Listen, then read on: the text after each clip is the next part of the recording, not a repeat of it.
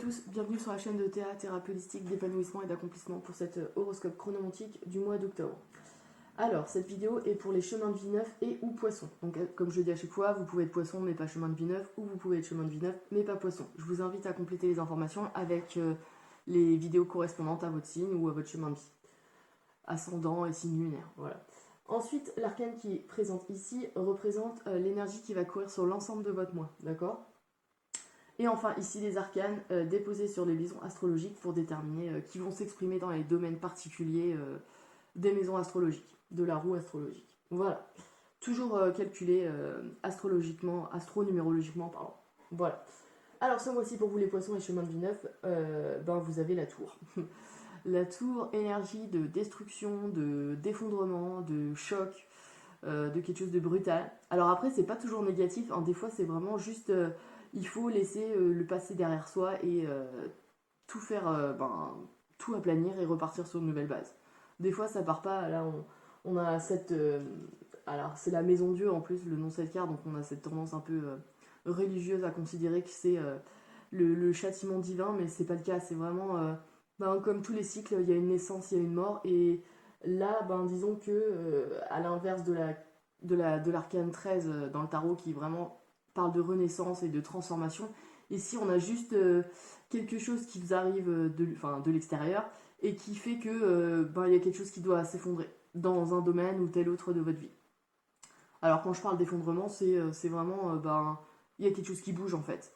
C'est pas spécialement l'effondrement pur et simple de quelque chose, mais c'est disons qu'il y a quelque chose qui bouge et ça vous oblige à bouger vous. C'est surtout ça en fait.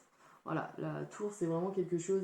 et on a cette notion aussi, ça peut bouger mais pas spécialement dans la matière, ça peut aussi bouger à intérieurement, c'est-à-dire que vous avez une illumination et vous vous dites « Ah bah ouais, c'est ça en fait. Et il aurait fallu que je fasse ça dès le début » ou voilà. Il y a quelque chose qui fait tilt, d'accord ? Et ça c'est la maison Dieu. Alors ensuite, on a les différents axes, donc il y en a deux qui se croisent ici, je vais commencer par ceux-là. On a la maison 1, maison 3 et maison 5, maison 1. Donc je vais faire une interprétation globale.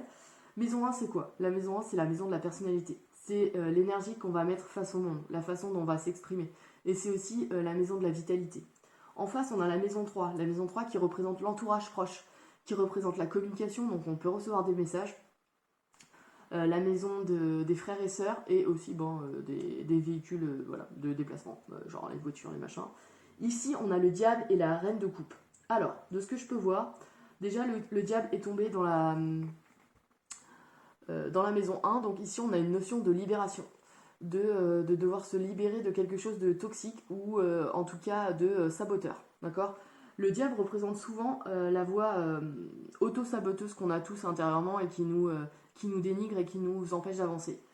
Là, on nous dit qu'il faut s'en libérer, d'accord ? Cette notion-là, elle est tombée dans la maison 1, donc je pense que c'est vous qui êtes concerné par déjà ce potentiel de libération, mais aussi le fait d'être, pris dans un truc toxique, mais qui est en lien avec vous. C'est-à-dire que là, quoique, on a l'entourage autour, donc on a peut-être la notion aussi d'entourage toxique. Donc c'est là où il faut vous libérer des choses qui détournent du droit chemin. Symboliquement parlant, le diable, c'est ça. C'est tout ce qui est addiction, mais aussi tout ce qui est lien toxique. Donc là, on est dans les liens avec des frères et sœurs, liens avec un entourage proche. Donc si vous êtes entouré par des personnes qui sont négatives et qui ont tendance à vous plomber, entre guillemets, il faut vous en libérer. D'accord ? Il y a cette notion-là. Sachant que dans cette maison 3, donc la maison de la communication, comme je vous disais, il y a la reine de coupe. La reine de coupe, c'est quoi ? Déjà, quand on arrive au stade, à l'échelle sociale de reine, c'est qu'on doit être digne de cette position, d'accord ? Et si on est digne de cette position, c'est parce qu'on a acquis une certaine maîtrise. Et là, en fait, elle assume ce qu'elle est, cette reine de coupe. C'est-à-dire qu'elle assume ses émotions, elle assume ce qu'elle aime, que ce soit ses choix dans la vie, en lien avec justement l'émotionnel, d'accord ? Donc elle assume vraiment ce qu'elle est, et elle tombe dans la maison 3, donc la maison de l'entourage et la maison de la communication. Et c'est là où je pense que cette carte vous incite à partager ce que vous êtes réellement, à ouvrir votre cœur, mais en exprimant ce que vous êtes, d'accord ? Et si on a cette notion-là, d'accord ? Ou alors, c'est quelqu'un de votre entourage qui représente cette reine de coupe qui va vous aider à vous libérer, d'accord ? À libérer ce diable qui est présent. Ça, c'est une des autres symboliques possibles. Sachant qu'en face, on a la maison 5 avec l'axe de la maison 1. La maison 5, c'est la maison des créations. C'est la maison des enfants. Alors, quand je parle de création, c'est création au sens large du terme. Ça peut être les créations artistiques et littéraires, mais aussi, donc, comme je vous le disais, les enfants. C'est vraiment ce qu'on va mettre dans la matière, ce qu'on va mettre comme énergie pour créer quelque chose. D'accord ? C'est le domaine de la passion, des amours et de la chance au jeu aussi. Ouais. Là, alors je vois pas de chance au jeu parce qu'on a le 8 de denier et l'étoile. Alors, dans la maison 5 est tombée l'étoile. L'étoile qui nous parle de, comment dire, d'espoir et du fait d'être guidé, d'être protégé. Sachant qu'en face, dans la maison 1, donc c'est vous, ici c'est représenté par le 8 de denier qui nous parle de travail acharné, de perfectionnement, de tendance à vouloir justement à être le meilleur dans son domaine. D'accord ? Ici, ce que j'ai tendance à voir dans la globalité des choses, c'est que vous avez beaucoup travaillé sur vous. Ça, c'est clair, vu que là, c'est vraiment vous parce qu'on est dans la maison 1. Vous avez beaucoup travaillé sur vous, donc développement personnel, technique de thérapie, enfin voilà, thérapie, voilà, différentes choses qui font que je pense que le potentiel de libération est arrivé à un cheminement à son meilleur potentiel, parce qu'on a la tour, donc on a le côté illumination, elle vient ici. Et je pense que c'est grâce à ce travail acharné que vous avez fait sur vous-même et vos émotions, d'accord ? Ici, on est vraiment dans le domaine des émotions. Et le fait que vous soyez guidé, en fait, tout ce que vous avez vécu ces derniers mois, en tout cas de ce que je peux voir, ce que vous avez vécu par rapport à soit dans le domaine de l'éducation avec vos enfants, soit avec votre entourage proche. Ici, on a vraiment cette notion de libération, le fait d'être protégé, mais que c'est grâce à vos efforts malgré tout, d'accord, que les choses s'améliorent. Ici, on a vraiment cette notion-là. Si vous assumez ce que vous êtes, d'un point de vue émotionnel, et vu ce que vous avez fait de manière concrète avec le 8 de denier, on a cette notion ici de libération qui est bonne. Donc c'est plutôt positif. On a vraiment cette notion d'espoir ici. Et on a ce potentiel créatif avec l'espoir de, justement, par un travail acharné, d'arriver à exprimer ce que l'on est. Et ça peut être une expression dans des nouveaux projets. C'est pas spécialement les enfants, comme je vous le disais, c'est aussi les créations artistiques, littéraires ou autres. Hein, c'est différents projets. Ici, on a, comment dire, la joie... la joie de nouveaux projets, en fait, l'excitation mentale d'avoir des projets en tête et de se dire ouais, voilà, Einstein disait que la créativité c'était l'intelligence qui s'amuse. Ben c'est ça, c'est là, on a cette notion là ici. Mais pour ça il faut se libérer. Alors je pense que c'est en cours, hein, parce que de toute façon vous avez la tour, donc ça va tomber que vous vouliez ou non. Mais il y a un bon potentiel de libération, ça c'est plutôt cool. Parce que vous arriverez à enfin exprimer ce que vous êtes aux yeux du monde. Et ça, c'est important en fait. Parce que quand on exprime ce que l'on est aux yeux du monde, c'est qu'on est aligné. Et quand on est aligné, tout est fluide et tout fonctionne. Et c'est là où intervient l'étoile. Vous êtes guidé et vous avez juste à suivre votre chemin en fait. Donc ça, c'est plutôt cool. Voilà. Ensuite, deuxième axe, on a la maison 8, maison 2. Alors là, on est pile dans l'axe des finances. C'est vraiment l'axe dans la roue astrologique, mais c'est l'axe maison 2, maison 8, c'est l'argent. Ici, la grande prudence s'impose, d'accord ? Dans la maison 2, donc l'argent qu'on gagne, les efforts qu'on va mettre pour gagner cet argent, la maison de la matière, on a le 9 de bâton. Le 9 de bâton qui nous parle de protéger nos acquis, de protéger ce que l'on a créé, de ce que l'on a gagné, de ce que l'on a investi. Il y a vraiment une grosse notion de protection.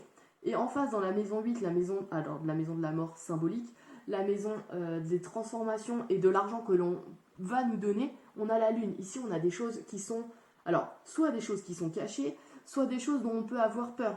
Et c'est là où on vous dit, déjà s'il y a une notion de partage, admettons, de partenariat financier ou quelque chose dans ce genre-là, encore qu'on n'a pas la maison 7, mais sait-on jamais, ou d'un argent qu'on pourrait vous donner pour X ou X raisons, soyez méfiants, connaissez, lisez les petites lignes du contrat, posez des questions, n'ayez pas peur d'être bête, il faut vraiment savoir où votre argent va aller et d'où vient l'argent qu'on va vous donner et ce que vous pouvez en faire, d'accord ?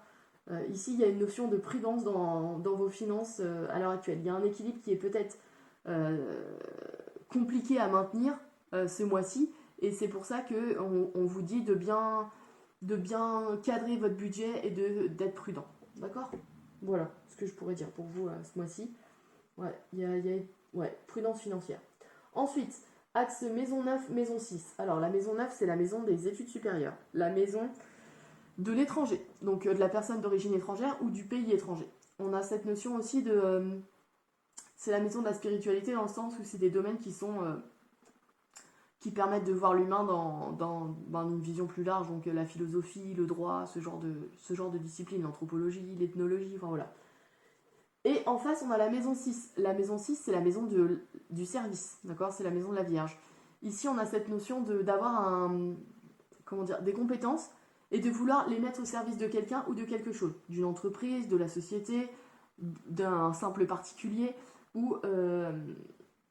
voilà, c'est vraiment cette notion-là, la maison 6, c'est la maison de la santé aussi, et du travail justement répétitif, et des subordonnés, des domestiques, des gens qui sont sur l'échelle sociale considérés comme inférieurs à nous. Mais bon, alors ça, voilà. Ici, on a cette tendance avec je vais y arriver. Avec le pendu et le 2DP, ici, on a un choix à faire. J'ai l'impression qu'ici, il y a un choix à faire sur les compétences qu'on a acquises et savoir comment on va les mettre au service du monde. Alors, quand je dis le monde, comme je vous l'ai dit, ça peut être une personne, enfin un particulier, ou même vous-même, ou face à une entreprise, enfin voilà, ce genre de choses. Sachant que dans cette maison neuve qui représente les études, donc les formations, et une personne d'origine étrangère, on a le sacrifice, le blocage, le pendu représente le sacrifice, le blocage, ou de voir les choses sous un angle différent. Ici, c'est souvent un blocage qui nous permet d'amorcer une vision ou un angle de vue différent qui nous permettent de voir la situation de manière plus globale et peut-être d'avoir une meilleure compréhension des choses. On a cette notion-là, d'accord? Donc on peut avoir quelqu'un qui a ce rôle-là, d'accord? Une personne d'origine étrangère qui va vous aider à voir les choses sous un angle différent et qui vous aidera à faire un choix justement. Par sa vision différente des choses, ça vous permet en conscience, de faire votre propre choix sur la façon dont vous allez exploiter vos compétences. D'accord? Ici, on a vraiment cette notion-là. Comment je mets mes compétences au service de la société. D'accord? Il y a un choix ici qui va se présenter. N'oubliez pas que durant tout le mois, vous êtes porté par l'énergie de la tour, donc il y aura de toute manière, et vous êtes guidé, vous avez l'étoile dans la maison 1, maison 5, la maison des créations. Donc ici, pour moi, on a un choix, mais un choix qui va se faire de manière illuminée. Genre, il va y avoir un tilt, pour moi. Un choix, et vous allez devoir faire un choix entre différentes compétences que vous avez acquises et qui doivent vous mener sur un chemin différent. J'ai l'impression qu'il y a cette notion-là. De peut-être, vous avez fait des formations dans le passé qui, à l'heure actuelle, ne vous serviront pas dans votre prochain métier, par exemple, ou ne vous serviront pas dans les prochaines relations que vous aurez, je sais pas. Il y a cette notion-là. De sacrifier quelque chose qui vous a formé et... alors de sacrifier, c'est un bien grand mot, mais disons de laisser de côté ce que vous avez appris pour mettre autre chose au service de la société. C'est peut-être ça. Voilà, il y a cette notion-là. D'accord ?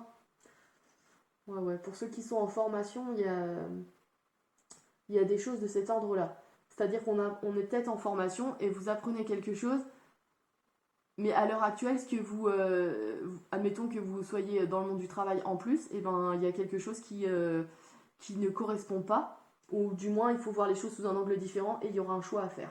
D'accord ? Voilà ce que je pourrais dire pour vous les chemins de vie neuf et ou poissons pour ce mois d'octobre. N'hésitez pas à liker et à partager si ça vous a parlé. Et puis je vous dis au mois prochain pour le mois de novembre.